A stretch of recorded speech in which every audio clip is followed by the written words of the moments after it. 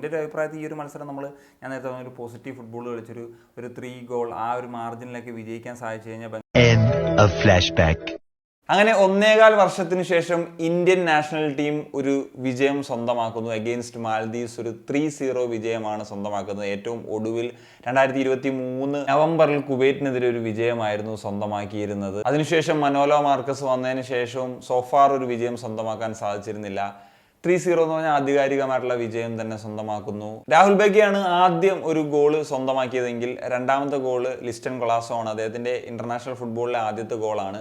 എന്നാൽ സുനിൽ ഛേത്രി മൂന്നാമത്തെ ഗോൾ അടിച്ച് കളിയെ കൊല്ലുന്നു എന്നുള്ള തരത്തിലേക്ക് എത്തിക്കുന്നു. സുനിൽ ഛേത്രി എന്തുകൊണ്ട് ഒരിക്കൽ കൂടി ടീമിലെടുത്തു എന്നുള്ളതിന് ഒരു ഉത്തരം പോലെ ഒരു ഗോൾ ആയിട്ട് അത് മാറുന്നു എന്നുള്ളതാണ്. മത്സരത്തിലേക്ക് വരുമ്പോഴത്തേക്കും ചില പരീക്ഷണങ്ങളൊക്കെ നടത്തിയിട്ടുള്ള മത്സരം തന്നെയായിരുന്നു. ഇപ്പം വിശാൽ കേത്ത് ഗോൾ കീപ്പിംഗ് പൊസിഷനിലേക്ക് എത്തുന്നു. അതുപോലെ ജിങ്കനെ ബെഞ്ച് ചെയ്തിട്ട് മെഹ്താബ് ആൻഡ് രാഹുൽ ബേക്കിയാണ് കളിച്ചത്. അതുപോലെ വാൽപൂയ റൈറ്റ് ബാക്കിൽ കളിക്കുന്ന സാഹചര്യം വന്നു. ആയുഷ് ഛേത്രി ആദ്യമായിട്ട് ഫസ്റ്റ് 11 വരുന്നൊരു സാഹചര്യത്തിലേക്ക് വരുന്നു.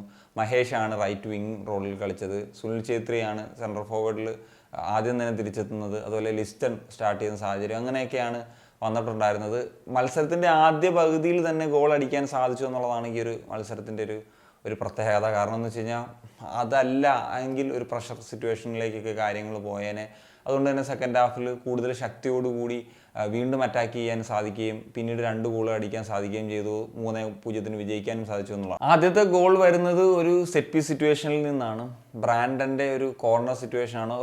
അറിയാമല്ലോ, ബ്രാൻഡൻ എപ്പോഴും നാഷണൽ ടീമിന് വേണ്ടി ഇങ്ങനത്തെ കാര്യങ്ങൾ ചെയ്യാറുള്ളതാണ്.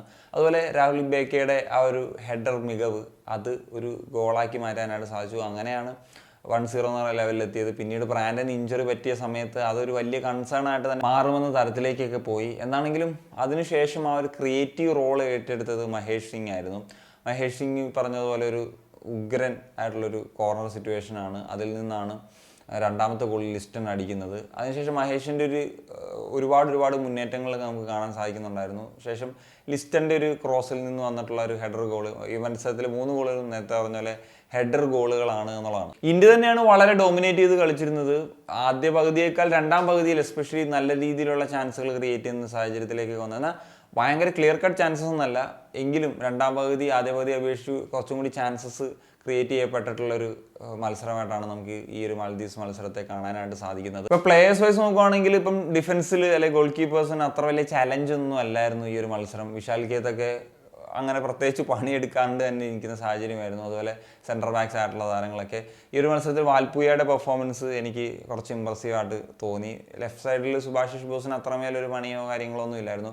ആയുഷ് ഛേത്രിയെ ഫസ്റ്റാണ്, പക്ഷേ നമുക്കറിയാം ആദ്യത്തെ മാച്ചാണ്, അത്രമേൽ പെട്ടെന്ന് ജഡ്ജ് ചെയ്യുന്നതിൽ കാര്യമില്ല. പിന്നെ ബ്രാൻഡൻ കളിച്ചത്രയും അദ്ദേഹത്തിൻ്റെ ഒരു അത്യാവശ്യം നല്ല രീതിയിലൊരു കോൺട്രിബ്യൂഷൻ കൊടുക്കാൻ സാധിച്ചു. മഹേഷ് ഈ ഒരു മത്സരത്തിലൊരു വളരെ ഇമ്പ്രസീവ് ആയിട്ടുള്ളൊരു പെർഫോമൻസ് തന്നെയാണ് നടത്തിയത്. നമുക്ക് അടുത്ത മാച്ചിലൊക്കെ ഒരു ബ്രാൻഡൻ കൂടി ഇല്ലാത്ത സാഹചര്യത്തിൽ ഒരു ക്രിയേറ്റീവ് പ്ലെയർ റോളിലും സെറ്റ് പീസ് ടേക്കർ റോളിലും ഒക്കെ ഉപയോഗിക്കാനായിട്ട് സാധിക്കും എന്നുള്ളതാണ്.